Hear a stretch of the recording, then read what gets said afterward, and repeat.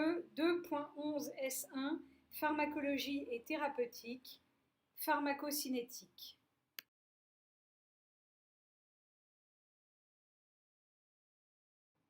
La pharmacocinétique a pour but d'étudier le devenir des médicaments après leur administration dans l'organisme. En pharmacocinétique, on distingue 4 phases qui seront détaillées par la suite dans le cours. L'absorption, qui correspond au passage du médicament de son site d'administration à la circulation générale. La distribution, qui correspond à la répartition des médicaments dans tout l'organisme.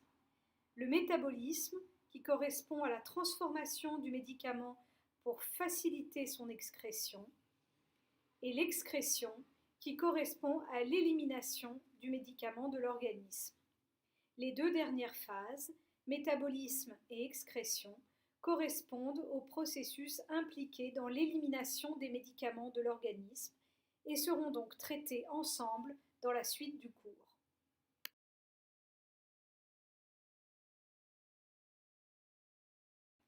La connaissance de la pharmacocinétique des médicaments est importante pour leur prescription et leur administration. Elle permet notamment de choisir la voie d'administration la plus adaptée pour le médicament concerné. Par exemple, un médicament très rapidement dégradé par les sucs digestifs et qui n'est donc pas capable de traverser la barrière intestinale pour passer dans le sang ne doit pas être administré par voie orale. La pharmacocinétique est également importante pour la détermination de la dose et du rythme d'administration les plus adaptés. En effet, un médicament très rapidement métabolisé et excrété de l'organisme devra être administré plus fréquemment dans la journée qu'un médicament qui est lentement éliminé. Enfin, la forme galénique du médicament concerné dépend en partie de ses propriétés pharmacocinétiques. Par exemple, si un médicament est détruit par l'acidité régnant dans l'estomac, son administration par voie orale ne pourra se faire que sous forme d'un comprimé gastro-résistant.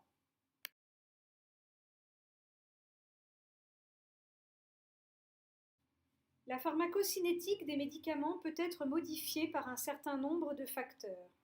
Tout d'abord, elle peut être modifiée en fonction de l'âge, particulièrement chez les sujets âgés.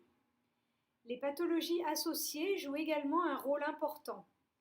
L'insuffisance rénale, par exemple, peut perturber l'excrétion urinaire de certains médicaments, ainsi que les pathologies digestives qui peuvent perturber leur absorption, etc. Les caractéristiques physico-chimiques des médicaments vont également influer sur leur pharmacocinétique. En effet, le comportement des médicaments dans l'organisme dépend en grande partie de leur pKa, de leur caractère lipophile ou hydrophile et de leur masse moléculaire. Enfin, les interactions avec d'autres médicaments co-administrés ou des aliments peuvent entraîner des modifications dans la pharmacocinétique des médicaments. La pharmacocinétique des médicaments peut être modifiée par un certain nombre de facteurs. Tout d'abord, elle peut être modifiée en fonction de l'âge, particulièrement chez les sujets âgés. Les pathologies associées jouent également un rôle important. L'insuffisance rénale, par exemple, peut perturber l'excrétion urinaire de certains médicaments, ainsi que les pathologies digestives qui peuvent perturber leur absorption, etc. Les caractéristiques physico-chimiques des médicaments vont également influer sur leur pharmacocinétique. En effet, le comportement des médicaments dans l'organisme dépend en grande partie de leur pKa, de leur caractère lipophile ou hydrophile et de leur masse moléculaire. Enfin, les interactions avec d'autres médicaments co-administrés ou des aliments peuvent entraîner des modifications dans la pharmacocinétique des médicaments.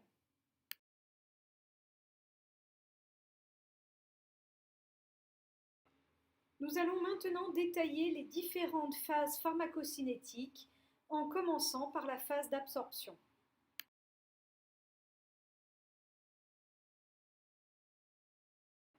L'absorption correspond au processus par lequel le médicament passe de son site d'administration à la circulation sanguine.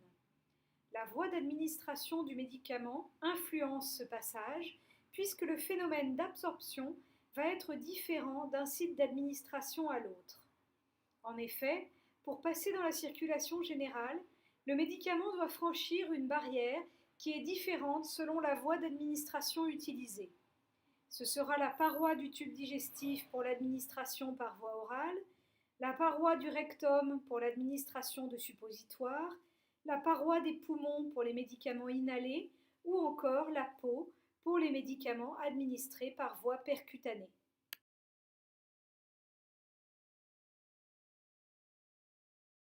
En pharmacocinétique, la voie intraveineuse est la voie de référence, puisque par définition, à la différence des autres voies comme la voie orale, toute la dose administrée atteint la circulation générale. Il n'y a donc pas de phase d'absorption du médicament, ce qui fait de la voie intraveineuse une voie d'administration privilégiée dans les cas d'urgence. La voie orale étant la voie d'administration des médicaments la plus fréquemment utilisée, le cours sera centré sur l'absorption digestive des médicaments.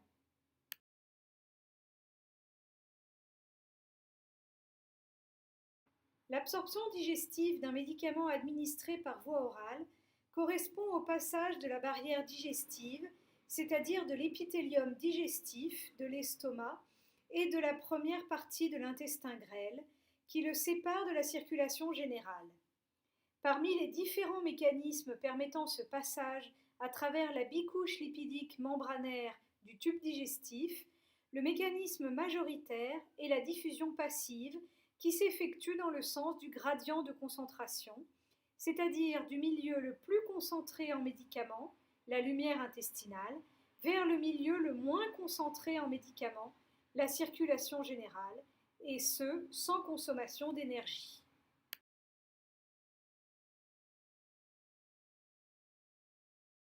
L'absorption digestive des médicaments est influencée par différents facteurs liés aux caractéristiques physico-chimiques du médicament. Tout d'abord, la taille des molécules de médicaments vont jouer un rôle. En effet, plus la masse moléculaire du médicament est élevée, plus la vitesse d'absorption sera faible. Le pKa du médicament et le pH du milieu ont également un rôle important à jouer dans l'absorption digestive des médicaments.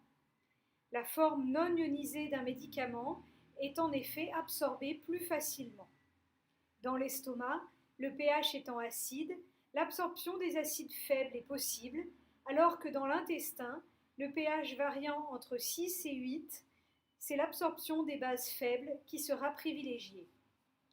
Enfin, le log de P du médicament est également important, puisque plus une molécule est lipophile, plus son passage à travers les membranes sera facile.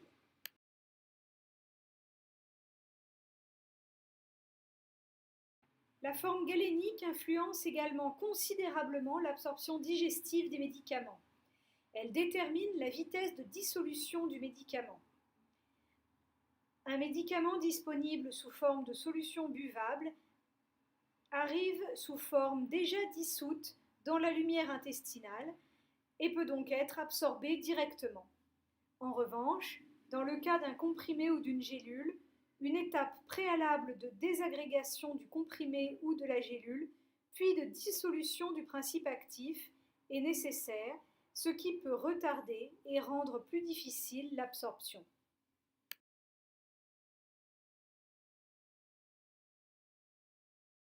Pour finir, certaines caractéristiques liées au patient lui-même conditionnent l'absorption digestive des médicaments. Entre autres, l'âge du patient, puisque chez les patients âgés comme chez les nouveau-nés, on peut observer des modifications de la vidange gastrique, de la motilité intestinale et du flux sanguin intestinal qui peuvent perturber l'absorption digestive des médicaments par rapport à l'adulte. Mais aussi les pathologies associées, notamment les pathologies digestives comme la maladie de Crohn, par exemple, peuvent avoir une influence sur l'absorption digestive des médicaments.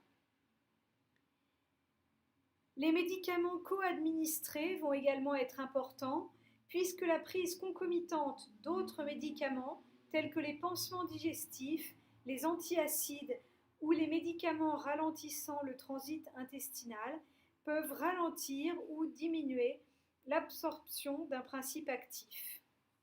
L'alimentation joue aussi un rôle puisque la prise d'un repas de façon concomitante de la prise d'un médicament peut ralentir ou diminuer l'absorption du principe actif. Ces deux derniers points seront traités plus en détail dans le cours Interaction médicamenteuse de cette UE.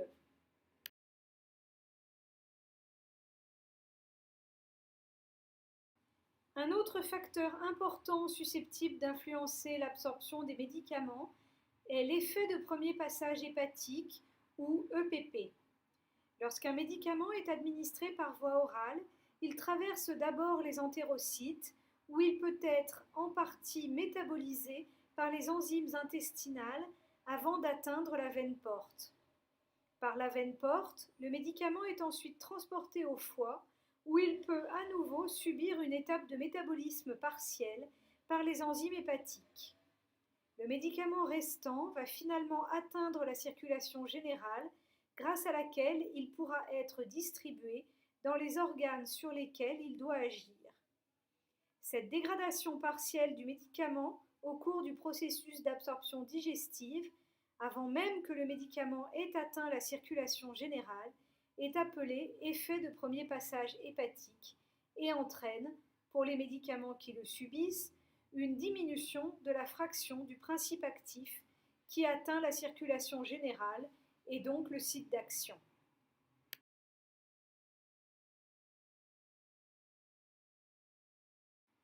L'effet de premier passage hépatique ne s'observe pas avec les voies d'administration qui évitent le passage du médicament dans l'entérocyte et le foie. C'est le cas pour la voie intraveineuse, où la totalité du médicament est administrée directement dans la circulation systémique, les autres voies parentérales, comme la voie intramusculaire, la voie sous-cutanée ou la voie transdermique, pour lesquelles le médicament traverse le muscle ou la peau pour rejoindre directement la circulation générale, la voie sublinguale, où le médicament rejoint directement la circulation systémique à partir des muqueuses de la langue, et la voie inhalée, où le médicament est administré via les voies respiratoires, puis rejoint la circulation sanguine sans passer par le foie. La voie rectale est quant à elle particulière, car bien que l'effet de premier passage hépatique soit évité en majeure partie grâce au passage du médicament par les veines hémorroïdales inférieures, il subsiste tout de même pour une faible part lorsqu'une partie du médicament passe par les veines hémorroïdales supérieures, aboutissant à la veine porte et donc au foie.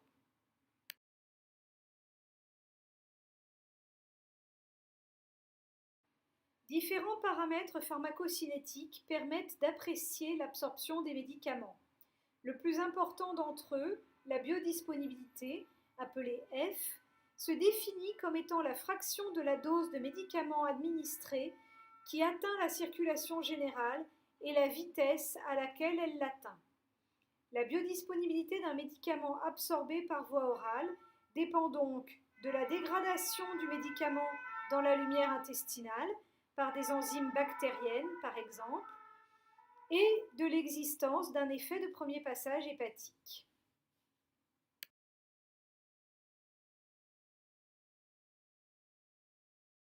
Par définition, la biodisponibilité d'un principe actif administré par voie intraveineuse est de 100% puisque la totalité du médicament administré atteint la circulation générale. Si un médicament administré par voie orale a une biodisponibilité de 100%, on parlera de biodisponibilité élevée. En revanche, si F est égal à 30% pour un médicament administré par voie orale, on dira que sa biodisponibilité est faible car seulement 30% de la dose administrée au départ atteint la circulation générale. Une hypothèse pour expliquer cette faible biodisponibilité pourrait être que ce médicament fait l'objet d'un fort effet de premier passage hépatique.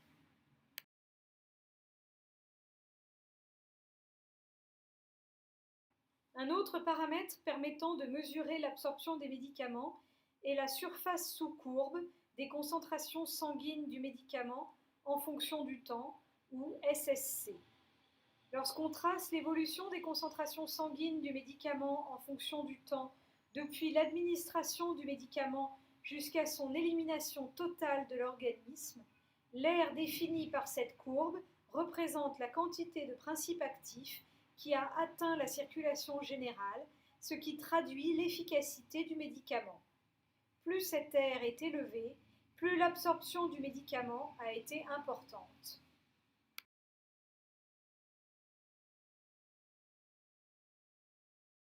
Enfin, la vitesse d'absorption d'un médicament est appréciée par son Tmax, c'est-à-dire le délai entre l'administration du médicament et le temps où la concentration maximale est atteinte dans la circulation sanguine. En effet, le délai d'action des médicaments dépend de leur vitesse de passage dans la circulation générale. Les médicaments dont le Tmax est court sont rapidement absorbés et ont donc un délai d'action rapide. C'est le cas pour les médicaments existant sous une forme à libération immédiate, comme une solution buvable. En revanche, les médicaments dont le Tmax est long sont plus lentement absorbés et ont donc un délai d'action plus long. C'est le cas pour les médicaments existant sous une forme à libération prolongée, comme un comprimé gastro-résistant.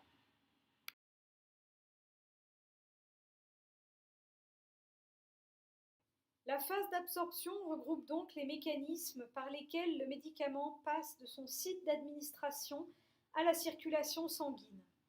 Ce passage s'effectue principalement par diffusion passive en fonction des caractéristiques physico-chimiques du médicament et des caractéristiques du patient.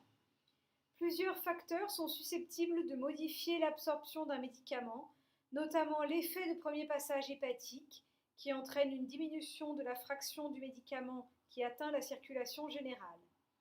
Plusieurs paramètres pharmacocinétiques ont pour but d'apprécier l'absorption des médicaments, la biodisponibilité F, la surface sous la courbe des concentrations sanguines du médicament en fonction du temps SSC et le temps nécessaire à l'obtention de la concentration sanguine maximale du médicament ou Tmax. Voyons maintenant la phase de distribution.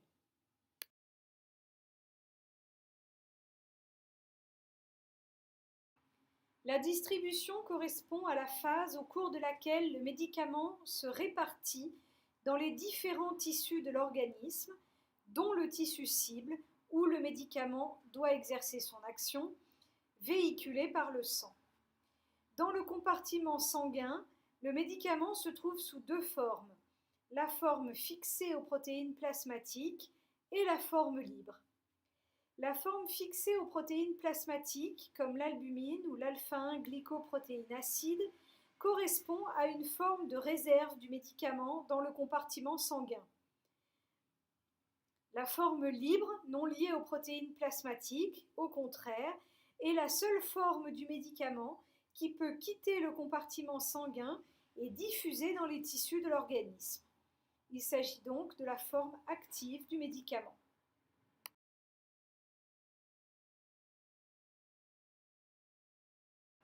La distribution des médicaments est un mécanisme très complexe, réglé par de nombreux facteurs, parmi lesquels figurent les propriétés physico-chimiques du médicament. Notamment, la taille des molécules de médicaments est importante, puisque plus la masse moléculaire du médicament est élevée, plus la diffusion des médicaments dans les tissus sera faible. Le pKa du médicament et le pH du milieu jouent un rôle important dans la distribution des médicaments. En effet, la forme non ionisée d'un médicament diffuse plus facilement dans les tissus. Le log de P du médicament est également un paramètre essentiel. Plus une molécule est lipophile, plus son passage à travers les membranes sera facile. Enfin, le pourcentage de fixation aux protéines plasmatiques conditionne en grande partie la distribution. Plus ce pourcentage est élevé, moins le médicament sera présent sous forme libre dans la circulation générale et pourra diffuser dans les tissus.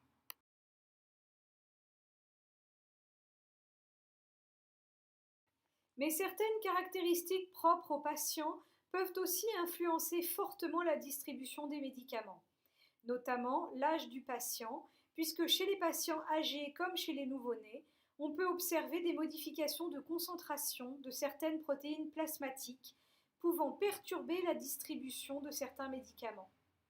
Les pathologies telles que la grossesse, l'obésité, la dénutrition, les états infectieux sévères ou les états inflammatoires sont aussi impliqués car dans ces pathologies, la concentration des protéines plasmatiques peut être profondément modifiée et donc entraîner des modifications de la distribution des médicaments.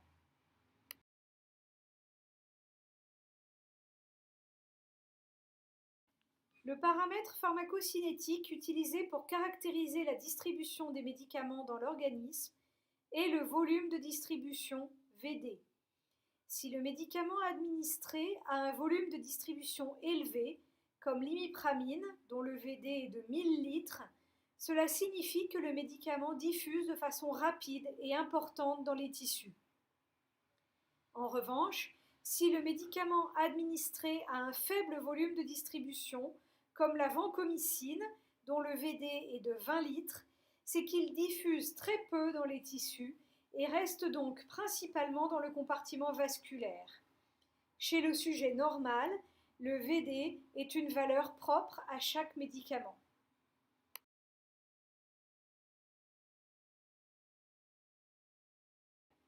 Il est important de noter que la distribution des médicaments dans le système nerveux central est limitée par la barrière hémato-encéphalique, BHE. Cette barrière, située entre plasma et cerveau et constituée par les capillaires du cerveau, joue un rôle important dans la protection du système nerveux central. Chez la femme enceinte, le passage des médicaments de la mère au fœtus est limité par la barrière placentaire qui sépare dans le placenta les circulations sanguines de la mère et du fœtus.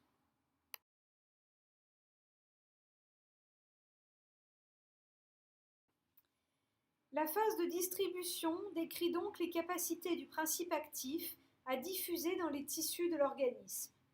Cette diffusion est influencée par plusieurs facteurs, particulièrement les propriétés physico-chimiques du médicament et les caractéristiques du patient. Le paramètre pharmacocinétique permettant d'apprécier la distribution des médicaments dans l'organisme est le volume de distribution VD. Voyons maintenant les deux dernières phases pharmacocinétiques, le métabolisme et l'excrétion.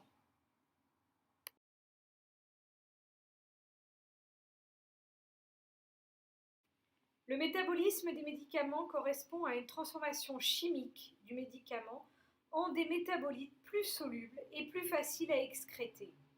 L'objectif est d'inactiver le médicament, donc de diminuer sa toxicité potentielle et de le rendre plus hydrophile pour qu'il puisse être excrété dans la bile ou dans les urines. Le foie est l'organe principal de la phase de métabolisme, mais d'autres tissus, comme les intestins, la peau, les reins ou les poumons, peuvent également métaboliser les médicaments. Deux types de réactions sont impliquées dans le métabolisme des médicaments, les réactions de phase 1 et les réactions de phase 2.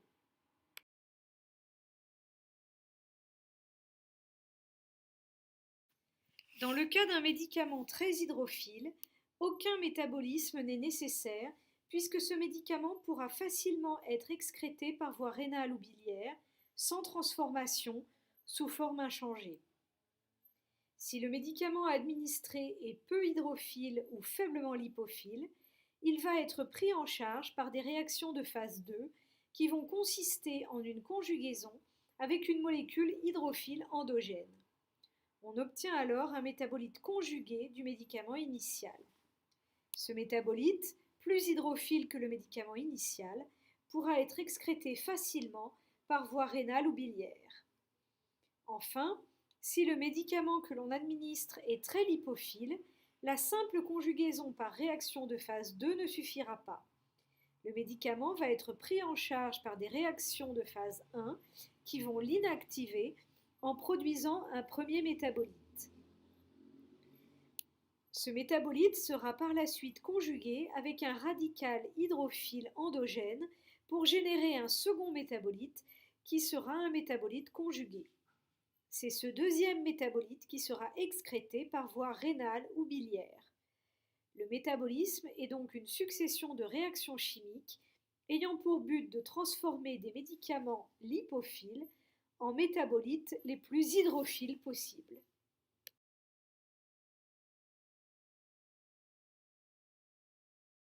Les réactions de phase 1 impliquent de nombreuses enzymes, parmi lesquelles les cytochromes P450 ou CYP sont les enzymes majoritairement impliquées dans les réactions de phase 1 et constituent une importante famille d'enzymes.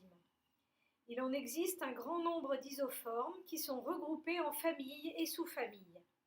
Dans l'exemple donné dans le cours, l'isoforme CYP3A4, CYP désigne une enzyme appartenant au cytochrome P450, 3 correspond au numéro de famille, A correspond à la sous-famille et 4 est le numéro attribué à l'isoenzyme. Les 6 enzymes de la famille des cytochromes P450, majoritairement impliquées dans le métabolisme des médicaments, sont le cytochrome 3A4, le cytochrome 2C9, le cytochrome 1A2, le cytochrome 2C19 et le cytochrome 2D6. À côté des cytochromes, on retrouve d'autres enzymes comme l'alcool déshydrogénase ou les estérases.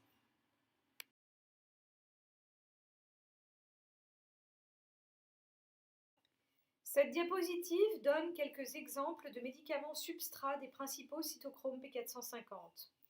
On constate que le cytochrome 3A4 métabolise un très grand nombre de médicaments et représente l'enzyme la plus fréquemment impliquée dans le métabolisme des médicaments.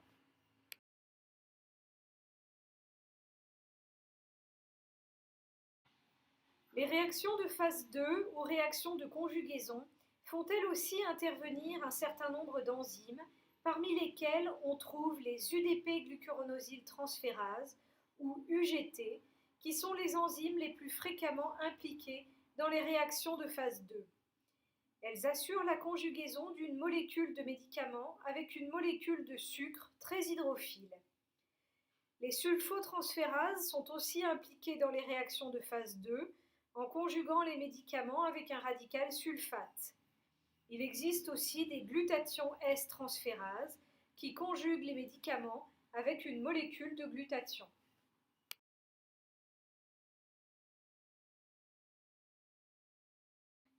La plupart des métabolites produits sont inactifs, mais ce n'est pas une règle générale. Le métabolisme peut générer à partir d'un médicament actif un métabolite actif, voire plus actif que la molécule mère, comme dans le cas de la morphine. À partir d'une molécule mère inactive, le métabolisme peut produire un métabolite actif. Il s'agit là d'une prodrogue, comme le fosemprénavir, inactif, qui après administration va être transformé dans l'organisme en emprénavir qui correspond à la molécule active. Enfin, il arrive que les réactions de métabolisme entraînent la formation d'un métabolite toxique. Le paracétamol, par exemple, peut, dans certaines conditions, être métabolisé par le cytochrome 2E1 en un métabolite hépatotoxique.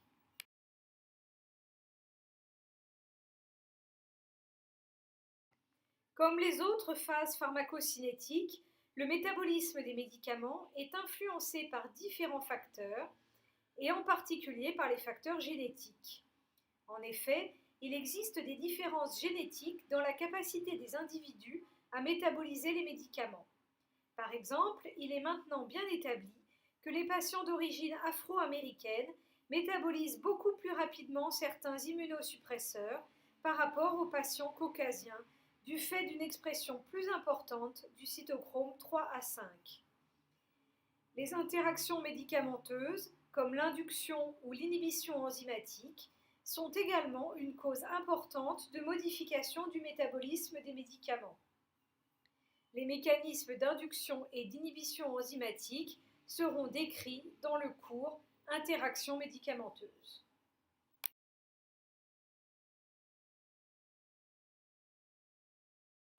L'excrétion des médicaments peut s'effectuer par voie rénale ou par voie biliaire principalement. Il existe également d'autres voies secondaires d'excrétion, moins courantes, qui permettent l'excrétion des médicaments dans la sueur, la salive, les larmes, l'air expiré ou le lait maternel. Le passage des médicaments dans le lait maternel est important à connaître pour éviter les risques d'intoxication chez le nouveau-né. Le médicament peut être excrété sous forme inchangée ou sous forme de métabolite, et cette excrétion dépend en grande partie de ses propriétés physico-chimiques et de celles de ses métabolites.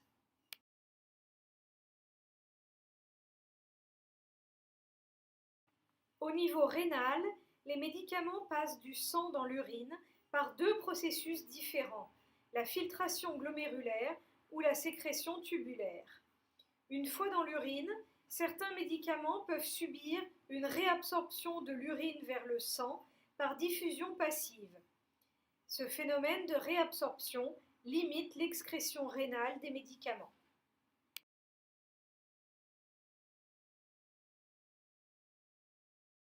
La réabsorption d'un médicament présent dans l'urine vers le sang dépend de deux facteurs, le pH de l'urine et le pKa du médicament. On peut jouer sur ces deux facteurs pour accélérer l'excrétion des médicaments dans l'urine en réduisant leur réabsorption vers le sang. Un médicament acide faible, par exemple, se trouvera essentiellement sous forme ionisée en milieu basique. Son excrétion dans les urines sera donc augmentée si les urines sont alcalinisées ou basiques, puisque la forme ionisée du médicament pourra difficilement traverser les membranes tubulaires. C'est une propriété que l'on peut utiliser dans le traitement des intoxications par l'aspirine, qui est un acide faible, l'alcalinisation des urines permettant d'intensifier l'excrétion de l'aspirine et donc de diminuer rapidement les concentrations sanguines. A l'inverse, un médicament base faible sera très fortement ionisé en milieu acide, son excrétion rénale sera donc favorisée si les urines sont plutôt acides. La réabsorption d'un médicament présent dans l'urine vers le sang dépend de deux facteurs, le pH de l'urine et le pKa du médicament. On peut jouer sur ces deux facteurs pour accélérer l'excrétion des médicaments dans l'urine en réduisant leur réabsorption vers le sang. Un médicament acide faible, par exemple, se trouvera essentiellement sous forme ionisée en milieu basique. Son excrétion dans les urines sera donc augmentée si les urines sont alcalinisées ou basiques, puisque la forme ionisée du médicament pourra difficilement traverser les membranes tubulaires. C'est une propriété que l'on peut utiliser dans le traitement des intoxications par l'aspirine, qui est un acide faible, l'alcalinisation des urines permettant d'intensifier l'excrétion de l'aspirine et donc de diminuer rapidement les concentrations sanguines.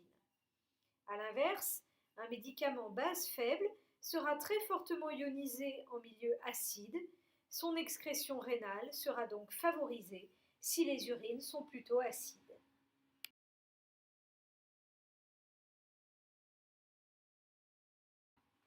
D'autres facteurs sont susceptibles d'influencer l'excrétion rénale des médicaments, notamment l'âge du patient, certaines interactions médicamenteuses et des pathologies comme l'insuffisance rénale qui peuvent diminuer les capacités d'excrétion rénale des médicaments de l'organisme.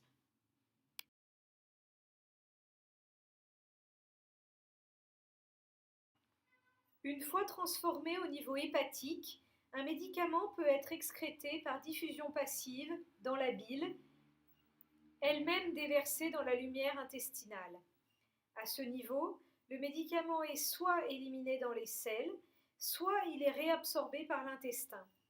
Ce phénomène de recyclage du médicament est appelé cycle entérohépatique ou CEH et permet une prolongation de la durée de vie du médicament dans l'organisme. L'excrétion biliaire des médicaments dépend en grande partie des caractéristiques physico-chimiques du médicament.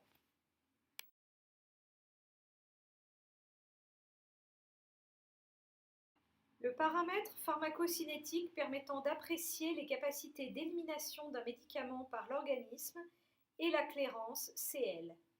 La clairance correspond au volume de plasma totalement épuré du médicament par unité de temps. On distingue la clairance rénale, CLR, qui quantifie l'élimination rénale du médicament, et la clairance hépatique, CLH, qui quantifie l'élimination hépatique du médicament. La clairance totale d'un médicament correspond donc à la somme de sa clairance rénale et de sa clairance hépatique.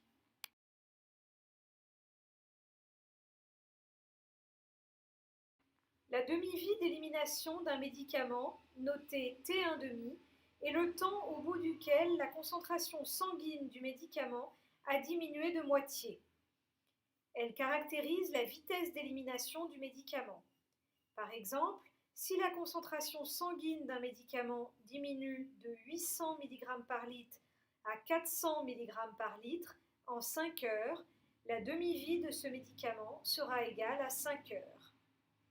Il faudra compter 5 heures de plus pour que la concentration sanguine du médicament diminue de 400 mg par litre à 200 mg par litre.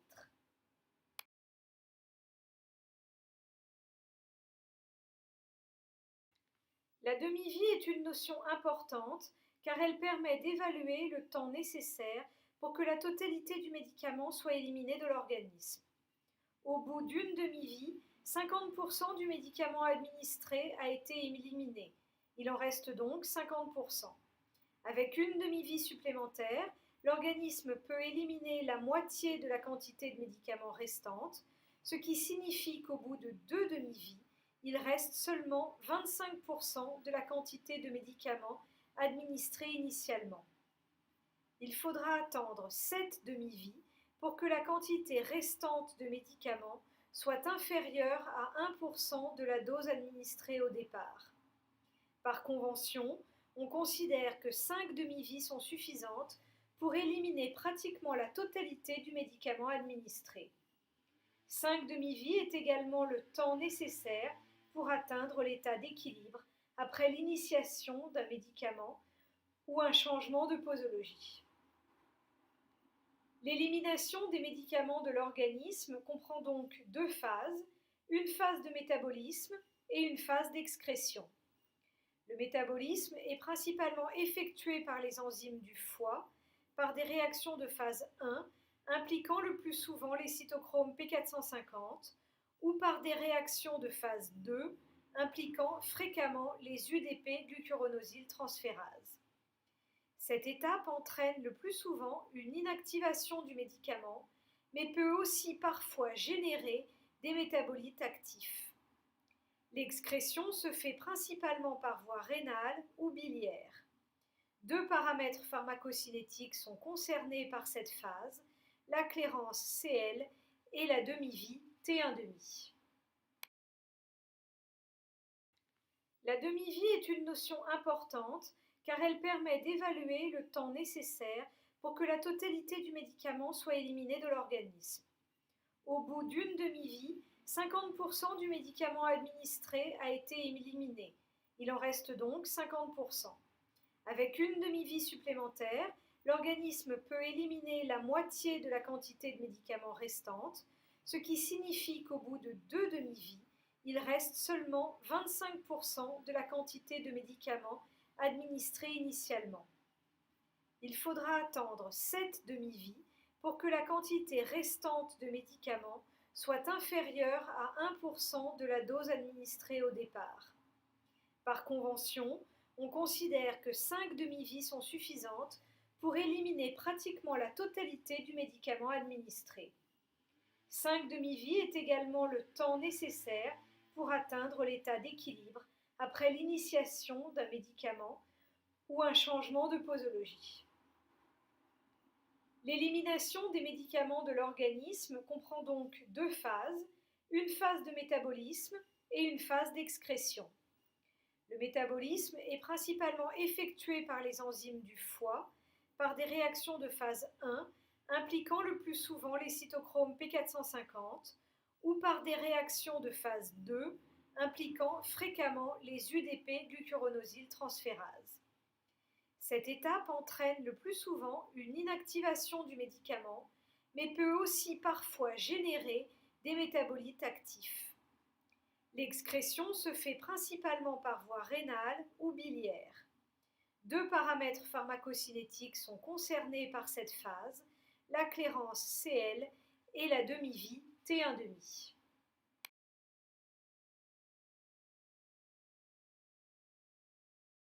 En conclusion, la pharmacocinétique, qui décrit le devenir des médicaments dans l'organisme, peut se résumer en 4 phases: absorption, distribution, métabolisme et excrétion.